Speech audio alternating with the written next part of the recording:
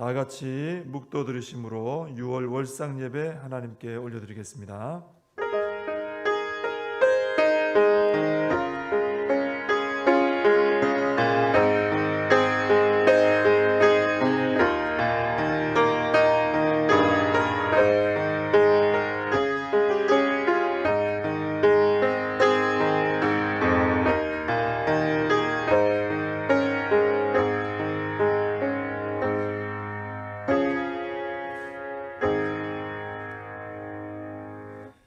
하나님 아버지, 은혜에 감사를 드립니다. 5월도 주님의 은혜 가운데 보내고 6월 첫날을 맞이하여 월상 예배로 하나님 앞에 예배로 영광을 돌려드립니다. 하나님 이곳에 임하여 주시고 영광을 받아 주옵시고 예배를 통하여 모든 성도님들이 은혜 받으며 이 한 달도 살아갈 수 있도록 인도하여 주시옵소서. 예수님의 이름으로 기도합나이다. 아멘. 찬송 496장 찬송하시겠습니다.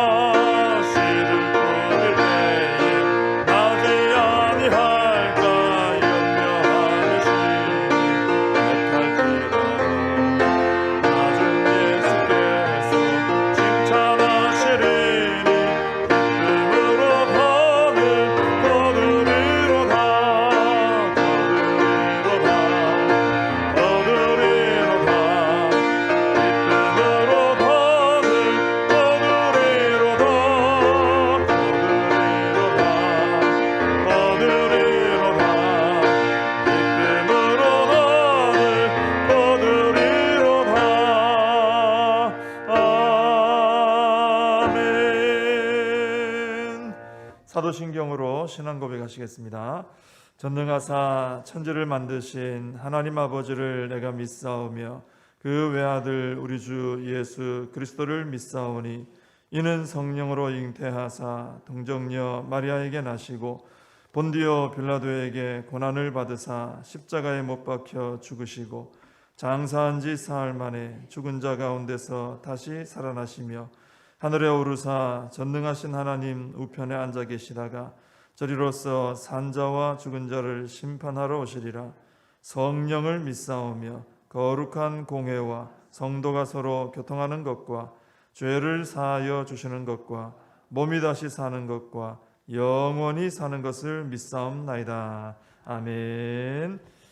520장 찬송하시겠습니다.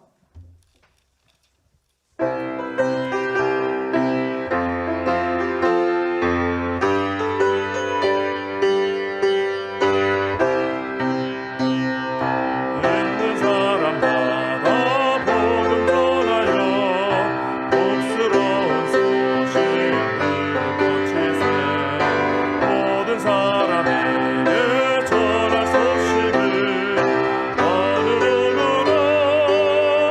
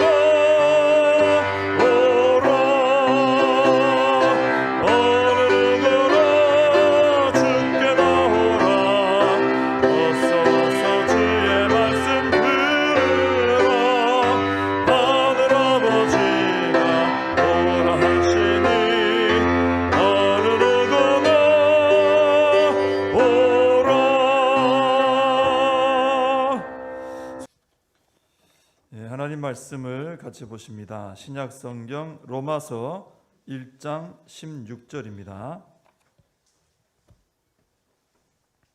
로마서 1장 16절 한 절을 우리 같이 보시겠습니다.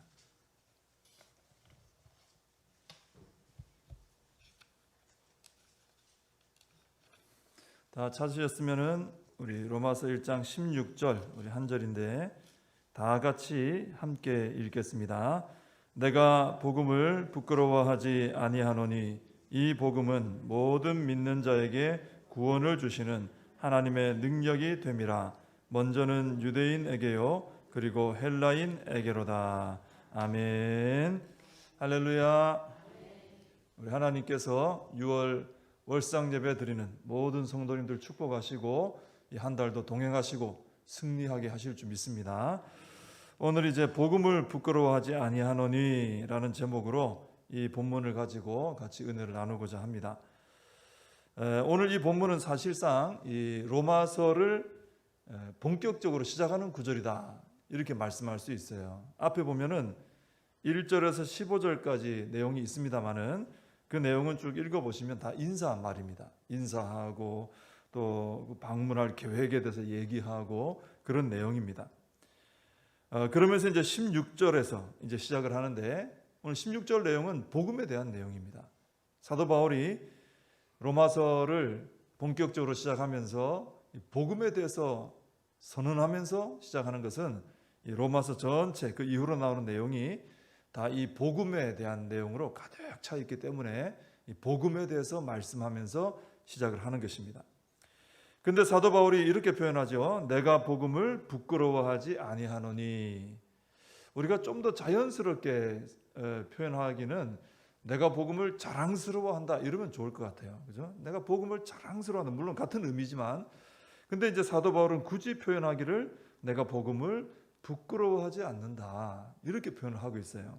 왜 그러냐면은 사도 바울 당시에 그 시대 사람들이 이 십자가 복음에 대해서 저것은 참 부끄러운 것이다 이렇게 생각을 한 거죠.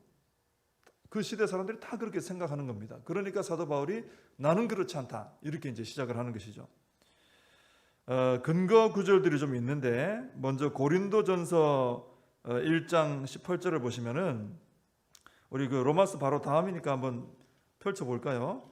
로마서 다음이니까 고린도전서 1장 18절 고린도전서 1장 18절 찾으셨으면 우리 한번 같이 읽어보겠습니다. 십자가의 도가 멸망하는 자들에게는 미련한 것이요 구원을 받는 우리에게는 하나님의 능력이라. 아멘. 미련한 것이다. 당시 사람들이 십자가 복음을 저거 참 미련한 거 저걸 붙들고 있다 이렇게 얘기한 거죠. 그래서 이제 복음을 믿고 예수님 믿고 교회 다니고 하는 사람들도 미련하다 이러는 거예요. 저 어리석은 사람들, 미련한 사람들 저런 걸 믿고 다니냐 이랬던 거죠.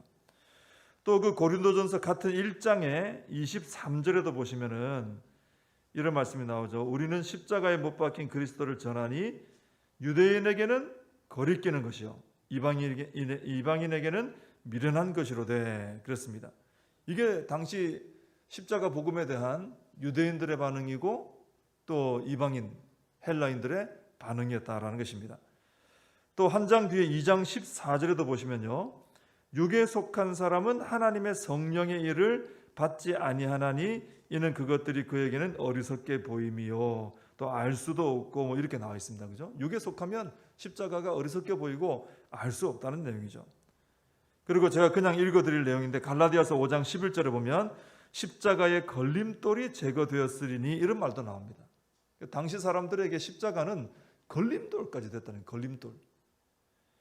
그만큼 당시에 사도 바울이 활동하던 당시 초대교회 또 그 이후에 이 십자가의 복음에 대해서 사람들이 굉장히 부정적인 반응을 보였다는 거죠. 당시 유대인들에게는 아까 우리 보신 것처럼 십자가의 복음이 거리끼는 것이었습니다. 거치는 것 같이. 왜냐하면은 십자가의 도는 이 유대인들에게는 최악의 신성 모독이었어요. 십자가가.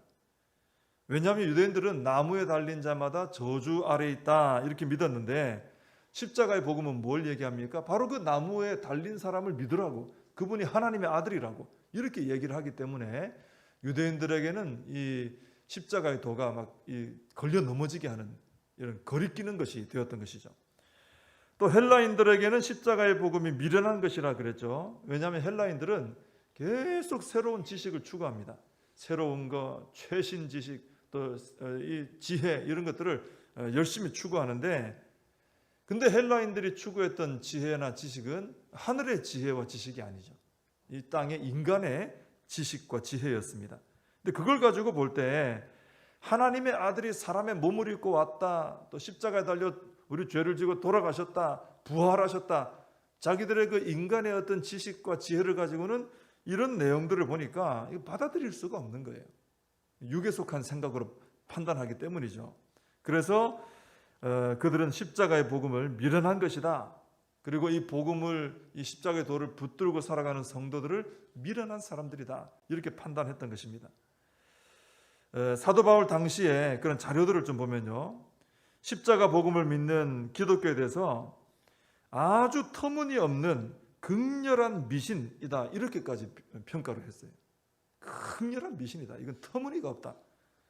한 기록에 보면 기독교에 대해서 말하기를 그들의 예배 의식은 범죄를 저지르고 십자가 형틀에 달린 한 남자에게 집중되어 있었다, 이렇게까지 조롱했어요. 아주 이것은 어리석다라고 조롱한 거죠. 그리고 그리스도인들은 역겨운 망상과 미친 미신적 신앙에 빠진 자들이다, 이렇게도 말했고요. 심지어 기독교가 기존의 모든 참된 종교를 파괴하려 한다, 이런 말까지 한 사람도 있습니다. 루시안누스라는 사람은 그의 책에서 당시의 얘기입니다. 그리스도인들을 뭐라고 묘사했냐면은 그리스의 신들, 왜 그리스 신화에 나오는 신들이 있잖아요, 그죠? 그 그리스의 신들을 거부하고 대신 십자가에 달린 궤변가를 숭배하며 그의 법을 따라 사는 가련한 악마들, 이렇게까지 묘사했어요. 그 당시에 교회나 성도에 대한 사람들의 마음이 어땠는가 좀 느껴지지 않습니까? 그리고 오리겐, 교부 중에 오리겐이라는 분이 있는데, 이분이 기독교에 대해서 아주 비판하는 셀수스라는 사람에 대해서 반대하는 책을 썼어요. 변증하는 책을 쓴 거죠. 그 책 안에 보면은 셀수스라는 이 기독교를 굉장히 신랄하게 비판하는 이 사람이 십자가 복음에 대해서 이렇게 설명한 내용이 나옵니다.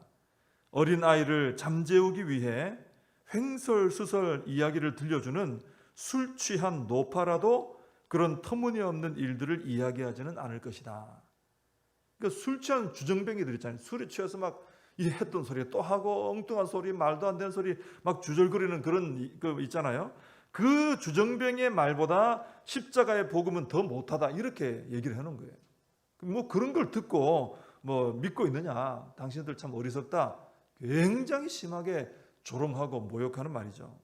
당시의 기독교는요, 이렇게 심한 비방과 멸시를 당하고 있었습니다. 이런 배경이 있었기 때문에 사도 바울이 오늘 로마서를 본격적으로 시작하면서 내가 이렇게 십자가의 복음을 무시하고 우습게 여기고 조롱하는 이런 시대에 살고 있지만, 또 대다수의 사람들이 이 십자가 복음을 부끄러워하고 손가락질하지만, 그러나 나는 선언하는 거예요. 나는 이런 시대 속에 살지만 나는 복음을 전혀 부끄러워하지 않는다, 이렇게 선언하면서 로마서를 시작하는 것이죠. 그리고 그 이유를 밝히고 있습니다. 이제 사도 바울이 왜 부끄러워하지 않는다고 말한 이유는 알겠죠, 그죠? 그 시대적인 그런 배경이 있는 거죠. 왜 부끄러워하지 않느냐, 이유를 밝히죠. 이 복음은 모든 믿는 자에게 구원을 주시는 하나님의 능력이 됨이라. 여러분, 이 구원은 능력 아닙니까? 하나님의 능력과 지혜가 아니면 구원이 안 되거든요. 사도 바울이 이걸 선언하는 거예요. 여러분, 원래는 사도 바울도 이 복음을 부끄러워했습니다. 심지어 복음을 믿고 기독교인이 된 사람들을 미워해서 가장 강하게 핍박까지 했던 사람이 사도 바울입니다. 잘 아시죠, 그죠? 아까 앞에서 당시에 십자가 복음에 대해서 막 어둡게 부정적으로 막 멸시하고 조롱하고 했던 그 어떤 사람보다 사도 바울은 십자가 복음을 가장 신랄하게 비판하고 조롱하고 무시했던 사람이에요.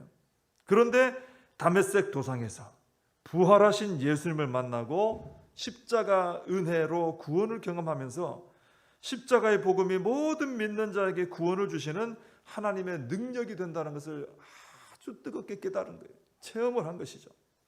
자신도 이 십자가 복음을 정말 부끄러워했어요. 어디 이런 말도 안 되는 걸 얘기하느냐. 근데 자신이 십자가의 도를 깨닫게 되니까, 알게 되니까 달라져 버린 것입니다. 전혀 몰랐을 때는 십자가의 도처럼 그렇게 부끄러운 게 없어요. 그렇게 말도 안 되는 게 없어요. 근데 알고 나니까 이거 외에는 진짜가 없는 거예요. 확 바뀌어지는 거죠. 여러분, 이것은 어쩔 수가 없는 거예요. 왜냐하면 육에 속한 사람은요, 아까 우리가 말씀 속에도 이 고린도전서 2장에서도 한번 봤지만, 육에 속한 사람은 십자가의 이 복음, 십자가의 도가 깨달아지질 않습니다. 이게 사람의 지식으로, 지혜로 알 수 있는 게 아니에요. 또 십자가의 복음을 말해줘도 이게 뭔지도 알지 못합니다. 가치도 알지 못합니다. 그리고 자신의 영적 상태의 형편에 대해서도 전혀 모릅니다. 그렇기 때문에 십자가의 복음은 이 육에 속한 사람들에게는 정말 지루하고 의미도 없고 나와 아무 상관도 없고 말도 안 되고 가치도 없는 그런 이야기로 들릴 수밖에 없어요. 그런 반응이 나오는 것을 이상하게 여길 건 아닙니다. 모르면 알 수가 없는 거죠. 그건. 그런데 영적으로 거듭나서 영에 속한 사람이 되면, 성령의 사람이 되면 십자가 복음 외에는 답이 없다는 것을 깨닫게 되는 거예요. 전혀 달라지는 거죠. 놀라운 변화가 일어나는 거죠. 십자가 복음이 말도 안 되는 어리석은 이야기가 아니고 나를 살게 하는 유일한 진리라는 것을 깨닫게 되는 것입니다. 그래서 십자가 붙들고 살게 되고 십자가를 전하며 살게 되는 것이죠. 몰랐을 때는 이만큼 어리석은 게 없지만 알게 돼, 주 하나님의 은혜 가운데 깨닫게 되고 체험하고 나면 십자가 복음만 붙들고 사는 사람이 된다라는 것입니다. 예전에 참 제가 어렸을 때부터 많이 들었던, 목사님들이 많이 사용했던 유명한 예화가 있어요. 한 아이가 있는데 이 아이에게는 어머니가 있습니다. 근데 이 아이는 어머니를 너무나 부끄러워해요. 왜냐하면 그 어머니 얼굴이 화상으로 인해서 이렇게 막 얼그러져 있어요. 그러니까 아이가 친구들하고 가다가도 어머니가 나타나면은 피하는 거예요. 누구냐 그럼 엄마라고 말도 안 하는 거예요. 막 피합니다. 이 아이의 아버지는 이 아이가 태어나기도 전에 돌아가셨고, 또 이 아이는 이제 어머니와 함께 단둘이서 그 화상으로 인해서 일그러진 얼굴을 가진 어머니와 함께 살아가는데, 이 아이가 점점 이제 비뚤어지는 거예요. 가출을 하고 학교에도 가지 않고, 그러다가 이 아이가 오랜만에 가출했다가 돌아와 가지고 학교에 간 날, 선생님이 어머니를 좀 만납시다. 그래서 이 어머니가 학교에 선생님을 만납니다. 근데 이 어머니가 그 선생님에게 모든 사연을 눈물로 얘기하는 거예요. 이 아이가 태어나기 전에 아버지가 돌아가신 사연과, 그리고 이 어머니의 얼굴에 화상이 남게 된 사연을 다 얘기하면서 웁니다. 그러고 난 다음에 선생님이 어머니를 모시고 아이가 있는 방으로 갔고, 이제 선생님이 잠깐 자리를 비운 사이에 이 어머니가 아이에게 처음으로, 한 번도 얘기 안 했는데 처음으로 아이가 태어난 사연과 아버지가 돌아가신 사연과 어머니 얼굴이 이렇게 된 사연을 쭉 이야기를 해주는 거예요. 남편과 사별한 후에 이 어머니가 오직 이 아이 하나만 바라보면서 아주 힘겹게 살아가던 어느 날, 이 어머니가 일을 마치고 집으로 돌아오는데 집에 큰 불이 났던 거죠. 엄마는 그 집 안에 아이가 혼자 있다는 걸 알기 때문에 그 불구덩이가 막 확 타오르는데 그 불구덩이 속으로 뛰어 들어갔습니다. 그리고 그 아이를 들쳐업고 이제 뛰어나온 거죠. 안고 나온 거죠. 그리고 어머니는 쓰러지고 말았어요. 근데 그 과정에서 이 어머니가 전신에 화상을 입게 되고 그 얼굴이 그렇게 일그러지게 됐던 겁니다. 아주 흉측한 모습으로 되었던 거죠. 이 이야기를 들은 아이, 자신의 출생의 비밀과 어머니의 화상에 얼굴이 일그러진 이유에 대해서 들은 이 아이는 그제서야 눈물을 터뜨리면서 엄마를 끌어안는 거예요. 엄마 죄송해요.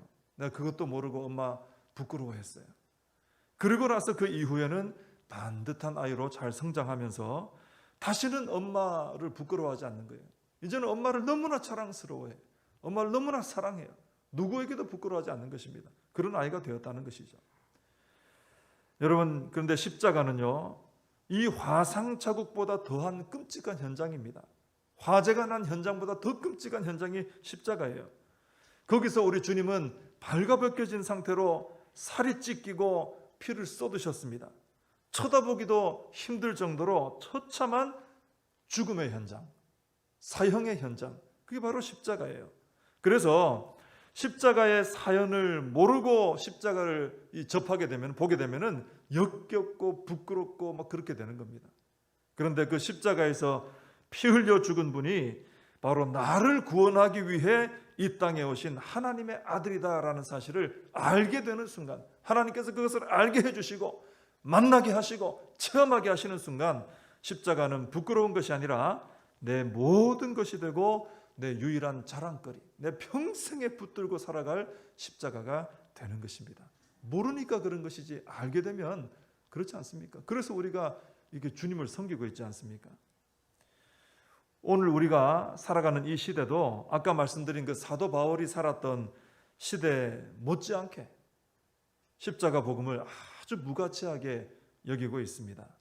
십자가 복음을 조롱하고요, 또 어리석게 여깁니다. 그리고 십자가 복음을 붙들고 살아가는 성도들도 어리석게 여기죠. 그런 얘기 많이 듣지 않습니까? 참 어리석다. 뭐하러 교회 가냐? 뭘 그런 걸 믿는다고 다니냐? 십자가 복음을 또 전하는 거 굉장히 싫어합니다. 듣고 싶어 하지 않습니다. 핍박합니다. 여러분, 그러나 사도 바울처럼 십자가 은혜를 깊이 체험하고 십자가의 공로로 구원을 경험한 성도는 이런 시대 속에서도 사도 바울처럼 선언해야 될 줄로 믿습니다. 다 부끄러워할지라도 나는 이 주님의 십자가, 그리스도의 십자가 복음, 나는 부끄러워하지 않습니다. 그죠? 모든 사람들이 막 부끄러워하고 조롱하고 뭐 배척하고 핍박하고 할지라도 우리는 변하지 않아야 될 줄로 믿습니다. 우리는 이런 시대 속에서도 나는 복음을 부끄러워하지 않습니다. 그런 고백, 선언을 해야 되는 것이죠. 여러분, 사람들은 자신이 막 자랑스러워하고 가장 소중하게 여기는 것이 있으면은 어떻게 합니까? 주변 사람들한테 쉬쉬합니까? 그러지 않죠? 내가 막 너무 자랑스러워요. 너무 이건 사람들한테 말해주고 싶어요. 너무 이게 소중해, 나에게. 그러면 막 얘기합니다. 붙들고 자꾸 얘기해요. 그래서 주변 사람들이 듣기 싫은데도 또 얘기합니다. 그래서 너 한 번만 더 얘기하면 100번째다, 이런 얘기도 하잖아요. 내가 자랑스러워하는 거, 소중하게 여기는 거는 자꾸 얘기를 해요. 나도 모르게 나가게 돼 있죠. 너무 좋아하니까. 여러분, 우리에게는 바로 주님의 십자가 복음이 그렇게 큰 자랑거리인 줄로 믿습니다. 나를 사랑하시는 나의 주님이 나의 가장 큰 자랑거리고 사람들을 만나면 소개해 주고 싶은 분이다라는 거예요. 우리가 다시 이걸 좀 품었으면 좋겠습니다. 아, 십자가 복음이 내 가장 큰 자랑거리구나. 예수 그리스도께서 나의 가장 큰 자랑거리구나. 근데 그 자랑하고 살고 있는가 생각해야 되겠죠. 반면에 사람들은 부끄러운 것이 있어요. 숨기고 싶은 게 있어요. 그럼 어떻게 합니까? 입을 꾹 다물고 얘기 안 하죠. 굳이 내 부끄러운 거 얘기하고 싶지 않은 거예요. 그래서 어떤 분들은 죽을 때까지도 입을 안 여는 분도 있는 거예요. 자기 가장 부끄러운 거, 숨기고 싶은 거 죽을 때까지도 입을 안 열어요. 잘 말하지 않습니다. 여러분, 그런데 요즘 나는 이 십자가 복음을 자랑하며 살고 있는가? 아니면 부끄러워하여 숨기며 살고 있는가? 우리 자신을 좀 돌아봐야 되겠죠. 내가 십자가 복음을 자랑하느냐 부끄러워하느냐, 이건 내가 생각해서 말할 게 아니고 그걸로 증명되는 게 아니고 실제 내 삶 속에서 내가 이것을 자랑하고 살고 있는지 숨기고 살고 있는지, 그게 진짜 십자가에 대한 내 태도라는 거죠. 이런 점은 우리가 좀 깊이 좀 돌아볼 필요가 있지 않겠습니까? 세상 지금 딱 그럴 때 세상이 얼마나 기독교에 대해서 그렇게 조롱하고 무시하고 또 그런 얘기들이 많습니까? 물론 그걸 통해 우리 자신을 돌아보는 것도 있어야 되지만 이런 시대 속에서도 나는 여전히 십자가를 자랑하고 있다. 나는 여전히 그리스도를 사랑하고 있다. 이것을 우리가 어떻게든 좀 드러내며 살아야 되지 않겠나 하는 것이죠. 온 세상이 십자가 복음을 부끄러워했지만 나는 그 복음을 부끄러워하지 않습니다. 당당하게 외치면서 생명 걸고 이 복음 전하는 삶을 살았던 바울처럼 우리의 삶도 그리스도의 십자가만 자랑하며 담대히 복음 전하는 그런 삶이 되어야 할 줄로 믿습니다. 이 6월 한 달 출발하면서 우리가 이 말씀을 함께 나눴는데 우리 힘으로 되는 건 아니죠. 하나님 다시 한번 십자가 복음의 은혜가 제 안에 가득하게 해주시고 예수 그리스도의 그 사랑에 주님을 사랑하는 마음이 내 안에 뜨겁게 타오르게 해주시고 십자가가 나의 유일한 자랑이고 주님이 나의 유일한 자랑인 것이 내 안에 불타올라서 그것이 내 입을 통해 드러나게 해주세요. 정말 십자가를 부끄러워하지 않고 자랑하며 산다는 것이 저의 삶을 통해 증명이 되게 해주시옵소서. 우리가 기도하며 실천하며 사는 이 한 달이 되어야 할 줄로 믿습니다. 함께 기도하겠습니다. 이 시간 기도하실 때 오늘 말씀을 들은 것을 여러분 마음에 담으면서 이 복음을 부끄러워하지 않는 삶, 십자가를 자랑하는 삶 살게 해달라고 기도하시고, 또 요즘 이 코로나 사태가 좀 잠잠해지려고 하는 이런 모습이 좀 보이고 있는데 하나님께서 은혜 주셔서 확실하게 이제는 좀 우리가 이겨내고 다시 정상적인 생활과 또 신앙생활로 돌아갈 수 있도록 회복할 수 있도록 기도해 주시고, 우리 교회를 위해서 또 우리 다음 세대를 위해서 우리의 사명을 붙들고 또 우리 가정을 붙들고 또 이 나라 민족을 붙들고 우리 다 같이 이 시간에 한번 통성으로 기도하겠습니다.